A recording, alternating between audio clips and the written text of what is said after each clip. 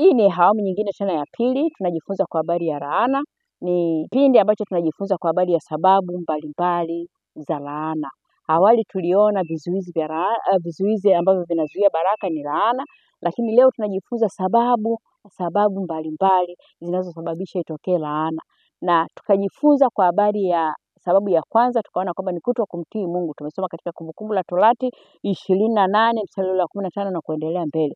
Tunaona ya kwamba pale ambapo tunapokataa kumtii Mungu, tusiposikiza sauti ya Mungu, tusipotenda matendo ya mapenzi ya Mungu, inakuwa ni sababu ya kusababisha laana katika familia.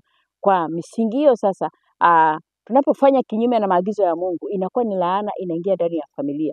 Kwa hiyo ukisoma katika Kumbukumbu la Torati 28 hadi kuanzia mstari wa 15 na kuendelea mbele, unaona jinsi wana wa Israeli walivyoweza kukataa maagizo ya Mungu na kuweza kutumikia miungu mingine, jinsi gani walipata laana ndani ya taifa la Israeli. Lakini sio hilo tu, pia tunaweza kuona sababu ya pili, ya kwamba sababu ya pili ambayo inaweza kuleta laana ndani ya familia ni mapatano ya damu. Pale ambapo kafara zinatolewa kwa shetani, pale ambapo kafara unaitoa ikiwa na mapatano ya miungu wengine. Unapotoa ile kafara, unapotoa zile dhabihu kwa miungu mingine, maana yake ni kwamba tayari unakuwa umeshajiungamanisha na miungu mingine, na kwa misingi hiyo sasa inatengeneza laana ndani ya familia. Hiyo tumeiona katika Walawi 17 mstari wa 11. Lakini pia sababu ya tatu tunaona ni kwa habari ya sanamu, ibada ya sanamu. Maana yake ni kwamba zile ibada za matambiko. Neno la Mungu linasema kutoka kitabu cha Kutoka 20 mstari wa 5, inasema ya kwamba tumwabudu Mungu yeye. Anasema mimi ndiye Bwana Mungu wako, usiabudu miungu wengine. Kwa hiyo tunapoabudu miungu mingine, tunapoitumikia miungu mingine, maana yake ni kwamba tayari tunatengeneza laana ndani ya familia. Lakini sababu ya 4 tunaona kwa habari ya uasi wa wazazi. Wazazi au mababu walifanya mambo fulani ndani ya koo zao au ndani ya wao kwa wao, na kwa misingi hiyo sasa ule uasi unaleta malipizi, ule uovu unaleta malipizi. Maana yake ni kwamba pengine waligombana wao kwa wao, wakatengenezeana kisasi wao kwa wao. Sasa kinatembea kwa kuleta malipizi ndani ya familia, kinatembea ndani ya familia kuleta malipizi, ambayo yale malipizi sasa yanageuka kuwa laana, kwa sababu yanatoka kizazi hadi kizazi kingine. Lakini sio hilo tu, na sababu ya 5 tukaona kwa habari ya laana za maneno kutoka kwa wazazi au kutoka kwa viongozi wa dini. Inaweza kusimama pale ambapo mzazi anaweza kutamka maneno ya kumlaani mtoto au mtu yoyote ambaye ametenda kinyume naye. Kwa matamko yale sasa yanasimama ndani ya maisha ya mtu, nayo yale maneno yanatengeneza laana. Na tukaona kwa habari ya laana inavyoweza kutoka katika matamshi, kutoka katika kitabu cha Mithali 18 mstari wa 21, ya kwamba maisha na mauti yako katika uweza wa ulimi. Pale ambapo mwanadamu anaweza akatamka akiwa kama mzazi, ile mamlaka inampa yeye kuweza kusimamisha maneno ambayo yanatengeneza laana ndani ya mtu. Lakini pia viongozi wa dini, pale ambapo pengine kuna kukinzana kwa namna moja au nyingine, yale maneno anaweza kuyatamka yanaweza kuleta laana ndani ya mwanadamu. Hizo zilikuwa ni sababu ambazo tumeziona kadha wa kadha zinazoweza kusababisha laana. Lakini sio hilo tu. Ni dalili gani ambazo unaweza kuziona kwamba huyu mtu sasa kuna laana ndani ya maisha? Tukaona dalili ya kwanza kwamba inaweza kuwa kuna umaskini kutoka kizazi hadi kizazi. Na tumejifunza kwa habari ya umaskini, jinsi ambavyo katika taifa la Israeli alikuwepo mtu mmoja anaitwa Gideon. Tumeona katika kitabu cha Waamuzi 6, ukisoma sura ile yote unaona jinsi ambavyo Gideon alikiri umaskini aliokuwa nao. Hata alipoitwa na Mungu anasema nitamtumikiaje Mungu, kwa sababu alikuwa katika ile hali ya umaskini. Maana yake ni kwamba pamoja na kwamba anapata wito wa kwenda kumtumikia Mungu, lakini anatumikaje akiwa katika hali ya umaskini. Kwa hiyo ule umaskini ulikuwa ndani ya kabila lake, ndani ya taifa lake, ndani ya jamii yake, ulikuwa ni umaskini uliokithiri, yamkini ulikuwa unatoka kizazi hadi kizazi. Lakini sio hilo tu. Dalili nyingine unayoweza kuiona katika familia ukajua kwamba hii itakuwa ni laana, ni magonjwa ya kurithi. Ile magonjwa sio tibika. Kawaida ni kwamba laana inapotamka ya magonjwa ikiwa juu ya familia au juu ya ukoo, yale magonjwa huwa hayapati tiba, hayasikii dawa. mfano wa ukoma. Ukiona katika Yeremia 18:18 unaona kwamba Yeremia anatamka kwa habari ya ugonjwa wa ukoma kama laana iwapate wale watu ambao walitenda kinyume. Lakini sio hilo tu, pia unaweza kuona kwa habari ya kifo cha ghafla.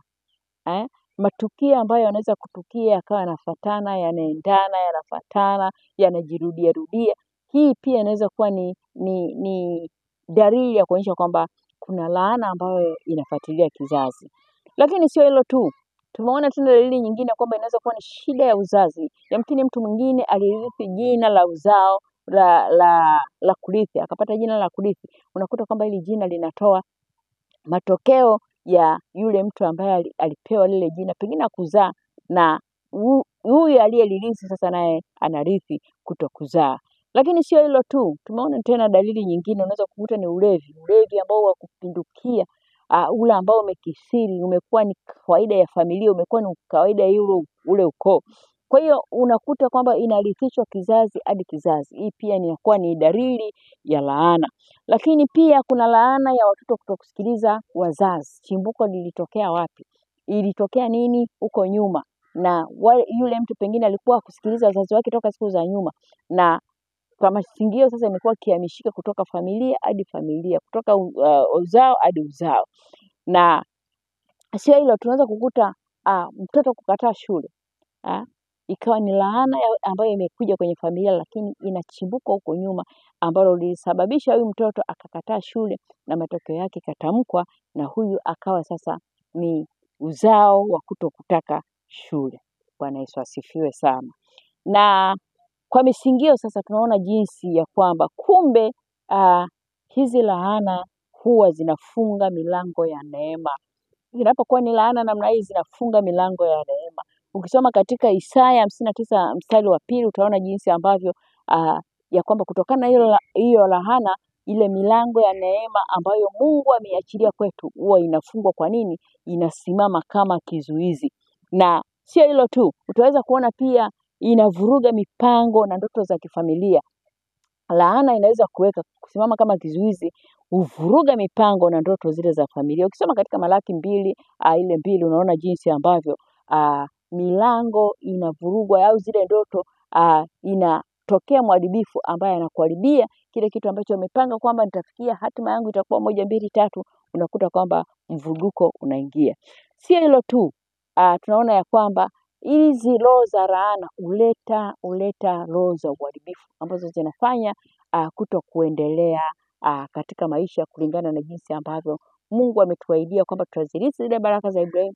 Lakini kwa sababu ya roho ya laana kusimama kama kizuizi, hii inazuia tusiweze kufikia kile ambacho Mungu ametukusudia, au kile ambacho ndoto yetu tumeikusudia, au kile ambacho tumeweka katika mikakati ya maisha yetu, kwa sababu laana inasimama kama kizuizi. Nichukue nafasi hii kukaribisha kwamba sisi wana wa Mungu, Mungu anatupenda, anatuwazia mema, anataka tufikie kile ambacho amekusudia. Ametuleta duniani kwa kusudi maalum, tuweze kufikia kitu fulani, tuweze kufanya kitu fulani, tuwe na ndoto ambayo tunaikamilisha.